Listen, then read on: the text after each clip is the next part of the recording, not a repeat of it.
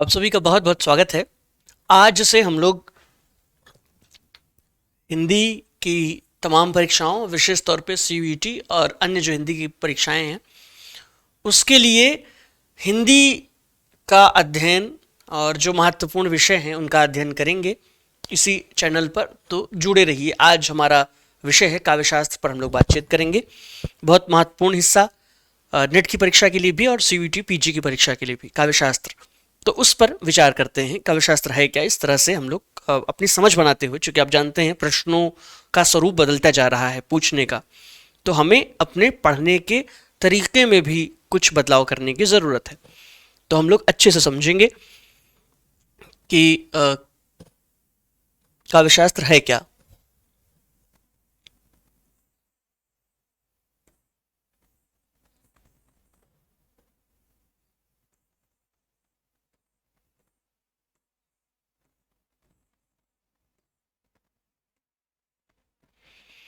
ठीक है, काव्य शास्त्र, दो शब्द हैं, काव्य और शास्त्र।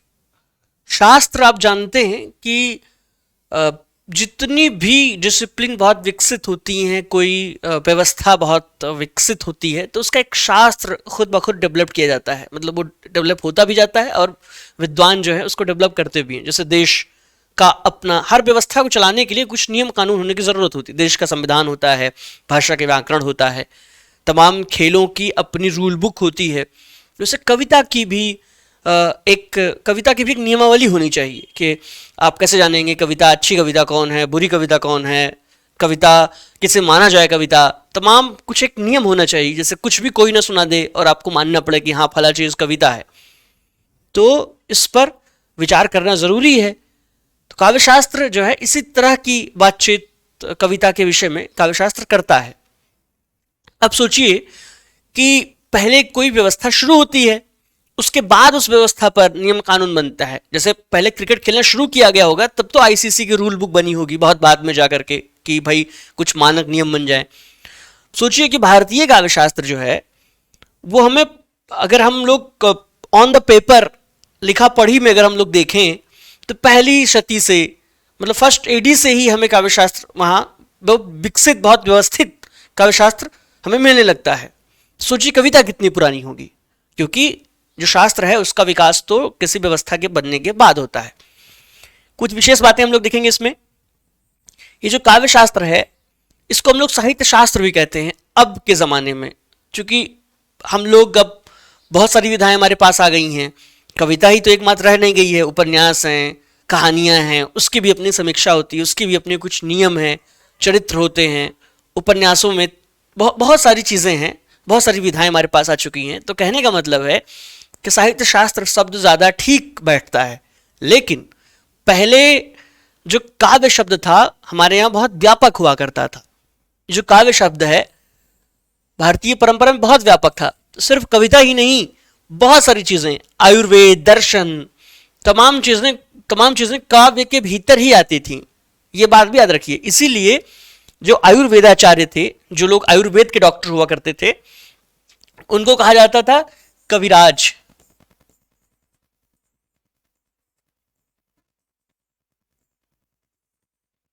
जो वैद्य सुषेण थे, लक्ष्मण को शक्ति लगने के बाद लंका से जिन्हें लाया गया था, ठीक है, आदि पुरुष वाला नहीं, जिसमें जो है मेघनाथ की, विभीषण की पत्नी का इस्पा वगैरह रहता है, उसकी बात नहीं कर रहे हैं हम लोग। सुषेण वैद्यराज, सुषेण ये कविराज थे। तो ऐसे तमाम हमारे यहाँ के शल्य चिकित्सक हुए, तमाम आयुर्वेदाचार्य, दर्शनाचार्य, चूंकि ये लोग ग्रंथ लिखते थे। और आप जानते हैं ग्रंथों में, किसी भी तरह का ग्रंथ लिखा जाता था भारतीय परंपरा में, संस्कृत परंपरा में, तो वो छंदों में, श्लोकों में, एक व्यवस्थित रूप में लिखा जाता था। तो इसलिए कविराज या काव्य शब्द बहुत व्यापक हुआ करता था। बाद के दिनों में कविता का अर्थ संकुचित होते होते होते होते सिर्फ काव्य का अर्थ कविता तक रह गया। तो काव्य शब्द बहुत व्यापक था। अब हम लोग ये भी जान चुके हैं कि साहित्य शास्त्र ये भी बाद का नाम है। साहित्य शब्द तब प्रयोग नहीं होता था। नाटक, हर चीज जो है काव्य के भीतर ही आती थी। मतलब मैंने आपको बताया ना कि आयुर्वेद वगैरह भी के जानकार भी कविराज कहलाते थे। तो आयुर्वेद वगैरह जब समाहित हो गया तब तो काव्य की सारी विधाएं, साहित्य की सारी विधाएं तो उसमें समाहित हो ही जाएंगी। तो शब्द बहुत व्यापक था, फिर शब्द का अर्थ संकुचन होने लगा। अब आइए कुछ अन्य बातों पर भी ध्यान देते हैं। काव्य शास्त्र, साहित्य शास्त्र में प्रथमतः अलंकार ही काव्य का सर्वस्व था। शुरुआती दिनों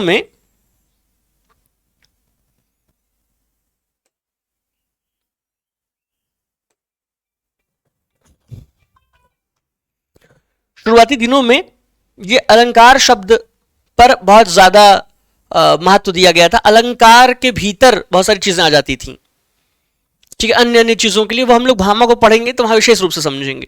तो अलंकार शास्त्र भी, ये शब्द भी शुरुआती दिनों में प्रचलन में था काव्य शास्त्र के लिए, क्योंकि अलंकार के भीतर ही कविता के तमाम तत्व निहित थे। अलंकार सर्वस्व था। अलंकार के गहन विश्लेषण को, वक्रोक्ति, ये सारी चीजें बाद के दिनों में विकसित हुई हैं। तो इसका नाम था काव्य शास्त्र या अलंकार शास्त्र भी इसे हम कह सकते थे। शुरुआती दिनों की बात हो रही है जब काव्य शास्त्र विकसित हो रहा था। अब देखेंगे भारतीय काव्य शास्त्र का विभाजन। भारतीय नहीं, ध्यान देंगे एक विशेष बात, किसी भी भाषा में जब हम लोग वहां के काव्य शास्त्र को पढ़ने, किसी भी भारतीय भाषा में काव्य शास्त्र को पढ़ने का प्रयास करते हैं तो उससे पहले हमें संस्कृत काव्य शास्त्र पढ़ना होता है, क्योंकि आप जानते हैं वही परंपरा संस्कृत की हमारी हिंदी कविता में भी आई और तमाम अन्य भारतीय भाषाओं की परंपरा में वही संस्कृत की कविताओं की परंपरा गई। तो काव्य शास्त्र पर विचार करने से पहले हिंदी काव्य शास्त्र पर हमें संस्कृत काव्य शास्त्र पर विचार करना पड़ेगा। और यही संस्कृत काव्य शास्त्र ही हमारे प्रश्न पत्रों में शामिल रहते हैं। सीयूईटी हुआ, नेट हुआ, वहां से कहां से प्रश्न पूछता है, कोई हिंदी का अलग काव्य शास्त्र नहीं उठाता है। संस्कृत काव्य शास्त्र, संस्कृत के जो आचार्य कविता के विषय में कोई बात कहते हैं तो वो सारी बातें आपसे प्रश्न में पूछा जाता है। तो हम लोग देखेंगे अपनी यहाँ अगर हम लोग रीति काल में, आप जानते हैं भक्ति काल में कविता पर बहुत विशेष बातचीत हुई नहीं है, कविता के बारे में सिर्फ कविताएं की गई हैं। रीति काल में कविता के तत्वों पर विचार हुआ है। तो अगर हम लोग हिंदी का अपना काव्य शास्त्र माने तो ये रीति काल वाला हिंदी काव्य शास्त्र, दरअसल हिंदी काव्य शास्त्र आशय है रीति काल से जो शुरू हुआ और फिर उसी परंपरा में आगे बढ़ा। बाद के दिनों में आधुनिक काल में आकर के शुक्ल और तमाम लोग उस पर विचार करते हैं, कविता पर बातचीत करते हैं और अन्य विधाओं पर बातचीत करते हैं। तो वो हिंदी का अपना काव्य शास्त्र मान लिया जाए और भामा भरत मुनि से शुरू करके और हम 17वीं शती तक संस्कृत काव्य शास्त्र मान लेते हैं। ये एक तरीका है अध्ययन करने का। हालांकि ध्यान दें, जब भी काव्य शास्त्र से आशय होगा हमारे यहाँ हिंदी में भी, तो वो संस्कृत काव्य शास्त्र से ही उसका अर्थ प्रकट होगा। आगे बढ़ते हैं। पहले हमारे आचार्य हैं आचार्य भरत मुनि। तो भरत मुनि का जो समय है वो पहली शती माना जाता है। इनकी किताब बहुत महत्वपूर्ण है जिसका नाम है नाट्य शास्त्र। तो नाट्य शास्त्र भरत मुनि की किताब। अब अच्छा, प्रश्न वगैरह आपको ऐसे देता है कि भरत मुनि के नाट्य शास्त्र को क्या कहा गया है, तो पंचम वेद कहा है। 4 वेद होते हैं और उसकी महत्ता दिखाने के लिए खुद भरत मुनि ने ही पंचम वेद की इसे संज्ञा दी थी। पहली शती का इनका समय रहा है और इसके पीछे बात है कि भाई बलदेव उपाध्याय भारतीय काव्य शास्त्र पर गंभीर काम है, उनका पुस्तक मौजूद है पढ़ने के लिए, आप सब भी पढ़ सकते हैं। तो उन्होंने उनका समय 200 ईसा पूर्व के करीब माना है और भाषा से लगता है कि 500-600 ईसा पूर्व, लेकिन विद्वानों की जो सहमति है वो इस बात पर है कि पहली शती के ये हमारे आचार्य हैं, आचार्य भरत मुनि। यहां से हमें क्या पढ़ना है, नाट्य शास्त्र इनकी कृति है। और पंचम वेद वाली जो मैंने बात कही नाट्य शास्त्र के लिए, पंचम वेद।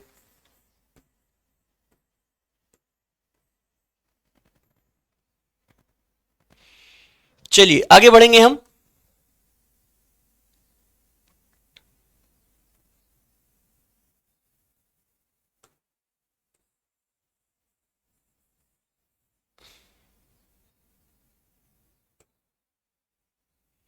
भरत मुनि को संस्कृत काव्य शास्त्र में रस संप्रदाय, हाँ ये महत्वपूर्ण बात है।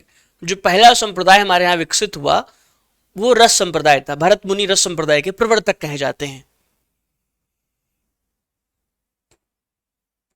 और महत्वपूर्ण बात क्या है, इनके यहाँ इनके नाट्यशास्त्र में जो रसों की संख्या है वो 8 ही है। 9 रस भारतीय परंपरा माने जाते हैं, लेकिन भरत मुनि के यहाँ 8 ही रस है। यह भी ऐसे प्रश्न बन जाते हैं। ये सारे फैक्ट्स जो है इसलिए जरूरी हैं कि यहाँ से प्रश्न बनते हैं। भरत मुनि ने एक सूत्र दिया था, क्या? विभाव अनुभाव व्यभिचारी संयोगादि रस निष्पत्ति। ठीक, रस निष्पत्ति। अब जब रस पर विचार करते हुए तमाम तरह के, बाद में हम देखते हैं कि भट्ट लोलट, ठीक है, और भट्ट नायक, अभिनव गुप्त, तमाम लोग जब रस की व्याख्या करते हैं, भरत मुनि के इसी सूत्र की व्याख्या करते हुए अपने अपने संप्रदाय के हिसाब से उसकी व्याख्या करते हैं, तो ये सूत्र वहां भी हमें विशेष रूप से याद रखना होगा। परीक्षाओं में तो पूछ लेता है सीधे सीधे कि विभाव अनुभाव व्यभिचारी, ये रस की निष्पत्ति के विषय में इन सारे तत्वों को महत्वपूर्ण मानते हैं भरत मुनि। तो ये सूत्र जो भरत मुनि का है उसे आप याद रखेंगे, परीक्षा के लिए बहुत जरूरी है। फिर आचार्य भामा की बात करते हैं। 6वीं शती के आचार्य, जैसा विदित है 6वीं शती के आचार्य थे और अलंकार संप्रदाय के प्रवर्तक थे। यह भी बात याद रखिएगा इनके विषय में। इनकी कृति का नाम है काव्यालंकार। अच्छा, काव्यालंकार या काव्यालंकार के से मिलता जुलता अन्य तमाम नाम भी आपको देखने को मिलेंगे, क्योंकि अलंकार संप्रदाय के आचार्य थे जो भी, वो अलंकार शीर्षक अपनी कृति का नाम रखते थे, तो उसमें कोई विशेष कंफ्यूजन की बात नहीं। हाँ, देख के आपको आइडिया लग सकता है कि अलंकार निरूपक ग्रंथ है या अलंकार पर चर्चा हुई है इस कृति में। एक महत्वपूर्ण बात कहते हैं। अच्छा, अब रस क्या है, अलंकार क्या है, वो हम लोग अलग उसका विधिवत अध्ययन करेंगे। बहरहाल के लिए हम लोग फैक्ट देखते हैं, क्योंकि परीक्षा के लिए पढ़ रहे हैं तो उसी हिसाब से हमें पढ़ना होगा। अलंकार शब्द जो है वो बहुत व्यापक हुआ करता था, मतलब आप समझ लें कि रस और रस के जैसे तमाम काव्यांग अलंकारों के भीतर ही आ जाते थे। इसीलिए हम लोग देखते हैं साहित्य शास्त्र के साथ साथ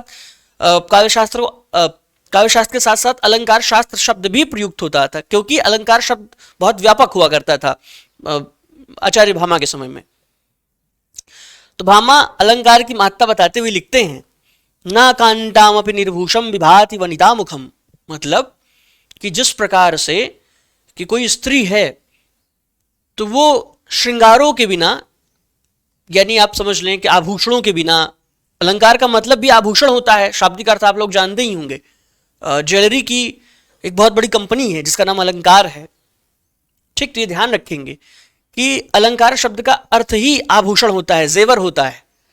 तो ये आचार्य भामा वैसे कहते हैं जैसे स्त्री बिना जेवर के, बिना आभूषण के, बिना ज्वेलरी के बहुत सुंदर नहीं लगती, वैसे कविताएं भी बिना अलंकार के, बिना आभूषण के, यानी आभूषण कविताओं का अलंकार, कविताओं का आभूषण यही अलंकार है, तो वो बिना इसके अच्छी कविताएं नहीं मानी जाएंगी। तो ना कांतामपि निर्भूषम विभाति वनिता मुखम, ये बात हो गई। अब देखते हैं हम कि अलंकार के मूल में वो वक्रोक्ति को स्वीकार करते हैं, यानी आपसे सीधे प्रश्न बनेगा कि किस आचार्य ने वक्रोक्ति को अलंकारों का मूल माना है। यानी वो मानते हैं कि वक्रोक्ति संप्रदाय हम लोग अलग पढ़ेंगे, लेकिन इनके यहाँ जो वक्रोक्ति है वो मानते हैं कि सारे अलंकार वक्रोक्ति से ही निकले हैं। और वो बात क्या कहते हैं इस विषय में कि सैषा सर्वत्र वक्रोक्ति, सब जगह वो वक्रोक्ति को ही महत्वपूर्ण मानते हैं। आगे बढ़ेंगे हम। भामा 6वीं शती के हो गए, पहली शती के हमारे पास भरत मुनि हो चुके हैं। भरत मुनि की कृति, नाट्यशास्त्र की बात हो चुकी है, इनकी कृति काव्यालंकार, इसकी भी बातचीत हो चुकी है। अच्छा, आपका क्या काम रहेगा, जिन जिन ग्रंथों का हम लोग यहां नाम लेंगे, कमेंट सेक्शन में जा करके आप किसमें कितने चैप्टर्स हैं ये आप बताइए, क्योंकि चैप्टर भी महत्वपूर्ण है। और जब चैप्टर आप खुद जाके कमेंट करेंगे तो आपको हमेशा याद रह जाएगा, क्योंकि आप थोड़ा सा खोजेंगे भी और उसके बाद कमेंट करेंगे। ये आपके लिए जरूरी है कि अगर आप कमेंट जाकर के कर देते हैं बिना आलस्य किए हुए तो उसका आपको फायदा मिलेगा हमेशा। आते हैं दंडी, हमारे अगले आचार्य, यानी क्रम से अगर हम देखें तो भरत मुनि, भामा, इसके बाद आते हैं दंडी। 7वीं शती के अलंकारवादी आचार्य थे यह भी, और अलंकार को काव्य का शोभा कारक धर्म, इनका एक सूत्र है। अलंकार के विषय में यह अपनी बात क्या कहते हैं, जैसे वो तो भाई वनिता मुखम की बात करते थे कि स्त्री बिना ज्वेलरी के, बिना आभूषण के, और कविता बिना अलंकार के सुंदर नहीं लगती। ये क्या कहते हैं दंडी? काव्य शोभाकरान धर्मान अलंकारान प्रचक्षते। मिलती जुलती बात है कि काव्य की शोभा बढ़ाने वाले जो तत्व हैं उसको हम लोग अलंकार कहते हैं। तो काव्य की शोभा बढ़ाने तत्व इनके यहाँ क्या है? अलंकार हैं। ये सूत्र याद रखिएगा। वामन के पास जब हम चलेंगे तब ऐसे ही मिलती जुलती बात मिलेगी, लेकिन वहां अलंकार नहीं रहेगा। ठीक, गुण की बात करेंगे वामन। हम लोग यहाँ ध्यान देते हैं दंडी क्या कहते हैं? काव्य की शोभा बढ़ाने वाले तत्व क्या है? अलंकार है। और मूल में वो अतिशयोक्ति को मानते हैं। अतिशयोक्ति जानते हैं आप, नाम में ही बात स्पष्ट है। अतिशयो, अतिशय और उक्ति, तो बढ़ा चढ़ा के जो बात कही जाएगी। अलंकार में भी यही चीज होती है, चाहे उपमा हो, चाहे रूपक हो, चाहे जो अलंकार हो, बात तो वही है, बढ़ा चढ़ा के बात कही जाती है। बात करते हैं उद्भट की।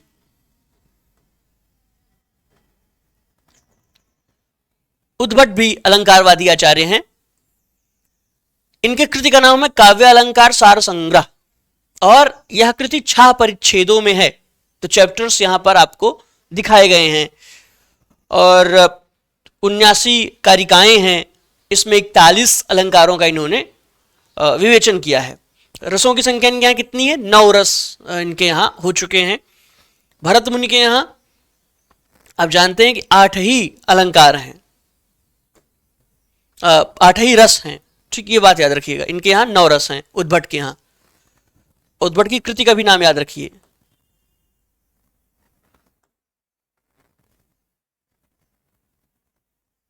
आचार्य वामन की बात करते हैं। वामन रीति संप्रदाय के प्रवर्तक हैं, ये विशेष बात याद रखिएगा। भरत मुनि रस के, भामह अलंकार के, और वामन रीति के। अब रीति के हैं तो रीति से मिलती जुलती कोई कृति भी इनकी होगी। रीति जिसे गुण संप्रदाय, हाँ, रीति में वास्तव में गुण जो है वो निहित है। कैसे निहित है हम लोग समझेंगे आगे। इनकी कृति का नाम है काव्यालंकार सूत्रवृत्ति। तो ग्रंथ का नाम है काव्यालंकार सूत्रवृत्ति, लेकिन ये रीति संप्रदाय के प्रवर्तक हैं और गुण की बात करते हैं कविता में। 9वीं शती के आसपास, ये भी क्रम याद रखने के लिए उनका समय याद रखना बहुत जरूरी है। 9वीं शती के करीब के आचार्य हैं। तो इतनी बातें इनके विषय में हम लोग जान चुके हैं। अब ये उस समय में आए जब आप जानते हैं भामा, दंडी, इन सारे लोगों ने अलंकार को ही सब कुछ मान लिया था कि अलंकार ही सब कुछ है। कविता में जो कुछ भी अलंकार ही है, सारे काव्यांग उसमें समाहित हैं, और अलंकार का बोलबाला था। उस समय में ये आचार्य वामन आते हैं। अच्छा, एक चीज और आप देखेंगे कि भारतीय परंपरा में चाहे कविता हो, दर्शन हो, धर्म हो, सब में संवाद का अवकाश हमेशा रहता है। आप ऐसा नहीं है कि मैं कोई बात कह रहा हूं और आप उससे सहमत नहीं, आप विरोध करने आए तो फिर आपके खिलाफ हम लोग कुछ और एक्शन लेंगे। ऐसा नहीं है। हमेशा बातचीत का जो अवकाश है वो हमेशा रहा है भारतीय परंपरा में। आचार्य वामन की हम लोग बात कर रहे हैं। ये अलंकार, घोर अलंकार काल में आते हैं। अलंकार के दर्शाते तो क्या कहते हैं ये? इन्होंने भी अलंकार पर अपनी बात रखी है, क्योंकि आपसे पहले जिन लोगों ने कोई बात कही है उस पर भी आपको थोड़ी बहुत बात रखनी पड़ेगी, तभी तो आप अपनी नई बातें कहेंगे। तो सौंदर्यम अलंकार, यानी सौंदर्य अलंकार है, स्पष्ट बात की। अब अपने रीति पर आते हैं। वो क्या कहते हैं? रीतिरात्मा काव्यस्य। जो रीति है वो कविता की आत्मा है। रीति को काव्य की आत्मा। तो ये प्रश्न बन जाए सिलसिले कि रीति को काव्य की आत्मा मानने वाले आचार्य, तो आचार्य वामन है। अब देखेंगे हम कि वामन ने रस को कांति नामक गुण, गुणों के कई भेद हैं उनके यहाँ, तो कांति नामक गुण के रूप में मान्यता दी है। यानी रस को भी महत्व देते हैं, लेकिन गुण के एक अंग के रूप में।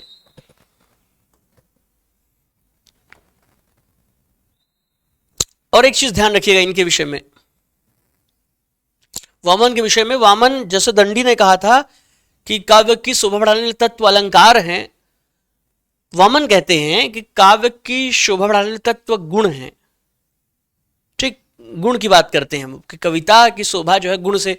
अब देखिए कि रीति, उनसे जो है वामन चूंकि रीति के प्रवर्तक हैं तो रीति पर वो चर्चा करते हुए कहते हैं रीति के मूल में वो गुण को ही महत्व देते हैं।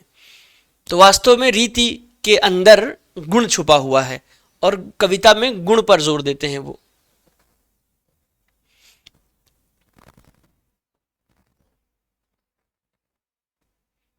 रुद्रट हमारे नवीं शती के आचार्य हैं।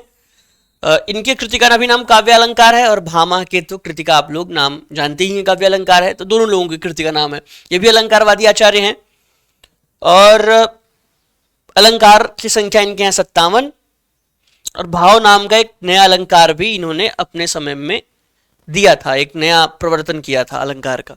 तो इनसे बहुत विशेष नहीं ध्यान रखना है, बस कृति का नाम और इनका नाम। आनंदवर्धन ध्वनि संप्रदाय के प्रवर्तक हैं, याद रखेंगे। कृति का नाम इनके क्या है? ध्वन्यालोक। एक प्रश्न और मैं पूछता हूं आपसे, ध्वन्यालोक लोचन एक टीका लिखी गई है, आचार्य आनंदवर्धन के ध्वन्यालोक पर एक टीका लिखी गई, ध्वन्यालोक लोचन। आप बताएं कि वो टीका किसने लिखी है? ध्वनि को काव्य की आत्मा मानते हुए अभी तक रीति को वामन ने काव्य की आत्मा मानी थी। आनंदवर्धन आते हैं और आनंदवर्धन ध्वनि को काव्य की आत्मा मानते हैं। क्या कहते हैं? काव्यस्य आत्मा ध्वनिरिति। तो ये बात ध्वनि को काव्य की आत्मा के मानने में महत्वपूर्ण है। ध्वनि के जो है ये काव्य के 3 भेद करते हैं, ध्वनि काव्य, गुणीभूति व्यंग और चित्रकाव्य। चित्रकाव्य यानी सबसे सस्ता, सबसे सामान्य, सबसे सरतही जो कविता है वो चित्रकाव्य में रखते हैं। ये सबसे उत्कृष्ट कविता कौन है? ध्वनि काव्य, जिसकी ये बात खुद करते हैं ध्वनि की। तो जिसमें ध्वनि के तत्व निहित हैं वह कविता सर्वश्रेष्ठ है। और जो बिल्कुल अभिधा में है, चित्रकाव्य मतलब हूबहू लिख दी गई है, उसमें कुछ विशेष चमत्कार नहीं है, ठीक, अविधात्मक है, तो वो चित्रकाव्य है। आगे देखते हैं अभिनवगुप्त के बारे में। आनंदवर्धन के सिद्धांतों की व्याख्या करने के लिए अभिनवगुप्त, अब देखें कि जिस चीज की मैं बात कर रहा था वो खुद यहां उत्तर लिखा हुआ है। तो ध्वन्यालोक लोचन, अभिनव भारती और काव्य कौतुक विवरण, इनके 3 ग्रंथ हैं, तीनों का नाम आप याद रखें। और इनका जो मत है अभिव्यक्तिवाद कहलाता है। जब हम लोग रस की व्याख्या पढ़ेंगे, साधारणीकरण, जब भट्टनायक उसकी बात करते हैं, यहाँ करके भट्टनायक के मत में कुछ सुधार करते हैं, रस के साधारणीकरण की व्याख्या करते हैं, तो इनके इस मत को अभिव्यक्तिवाद कहा जाता है। राजशेखर की बात करते हैं, कृति का नाम इनके क्या है? काव्य मीमांसा। 18 भागों में यह कृति है और एक ही अधिकरण इसका मिलता है कवि रहस्य के नाम से। चलिए, धनंजय की 10 रूपक। अब धनंजय वगैरह से बहुत अंदर से प्रश्न नहीं पूछता है, सिर्फ कृति का नाम पूछ लेगा। मेल कीजिए, मेल ईमेल नहीं, मिलान कीजिए, मैच द फॉलोइंग, ठीक है। तो धनंजय एक तरफ से, अब जानते हैं भामा, धनंजय, सब लोगों का नाम लिखा रहेगा, एक तरफ से कृतियों का नाम लिखा रहेगा। आपको ऑप्शन देगा नीचे ऑप्शन में।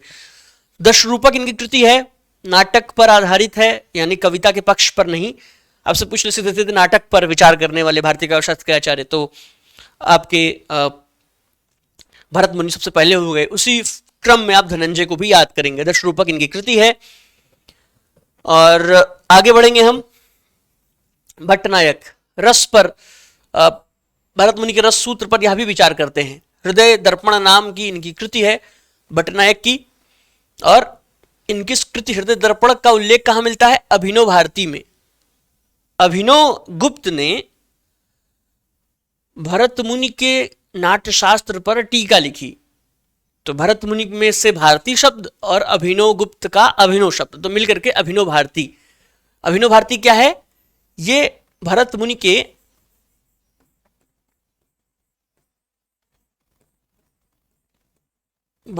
नाट्यशास्त्र पर,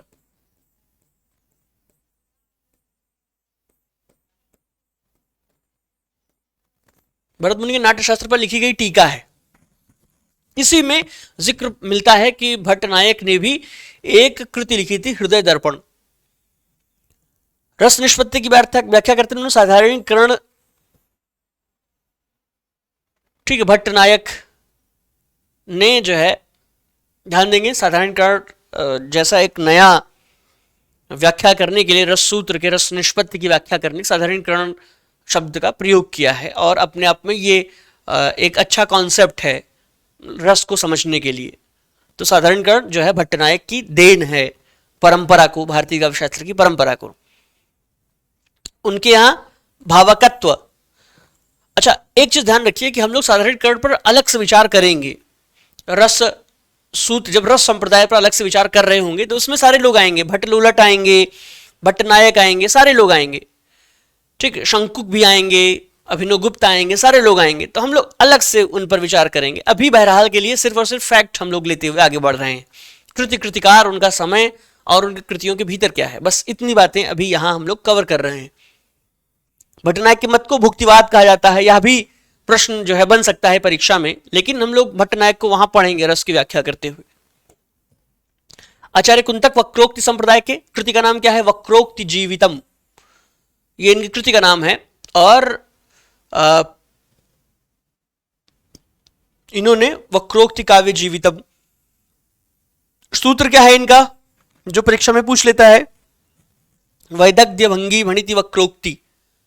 कविता के लक्षण में हम लोग ये सूत्र भी याद रखेंगे कि ये वैदग्ध्य भंगी भणिति वक्रोक्ति की बात करते हैं।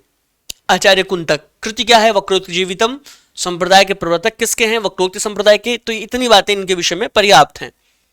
महिम भट्ट की बात कर लेते हैं, 11वीं शती के आचार्य हैं, व्यक्ति विवेक नाम की इनकी कृति है। बस इतनी बातें इनके विषय में पर्याप्त हैं, इससे ज्यादा हम लोग कुछ नहीं समझेंगे। क्षेमेंद्र, क्षेमेंद्र औचित्य संप्रदाय के प्रवर्तक माने जाते हैं। औचित्य विचार चर्चा इनकी कृति है क्षेमेंद्र की। तो एक हम लोग कितने संप्रदायों की बातचीत कर चुके हैं अब तक, भरत मुनि की बात कर चुके हैं, रस संप्रदाय के प्रवर्तक, अलंकार संप्रदाय के प्रवर्तक भामा की बात कर चुके हैं, रीति संप्रदाय के प्रवर्तक वामन की बात कर चुके हैं, ध्वनि संप्रदाय के प्रवर्तक आनंदवर्धन की बात कर चुके हैं, कुंतक वक्रोक्ति संप्रदाय के प्रवर्तक उनकी बातचीत हो चुकी है।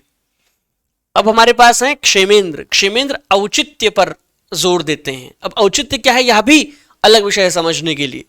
औचित्य में ही सारी चीजें, इन्हें समन्वयवादी आचार्य कहा जाता है। मतलब रस अलग, ये जब तमाम बवाल हो गए कि रस महत्वपूर्ण है, कोई कह रहा था अलंकार ही सब कुछ है, कोई कह रहा है कि जो अलंकार है वह गुणों के भीतर आ जाएंगे, तो इस तरह के बातचीत के बीच में ये आते हैं क्षेमेंद्र।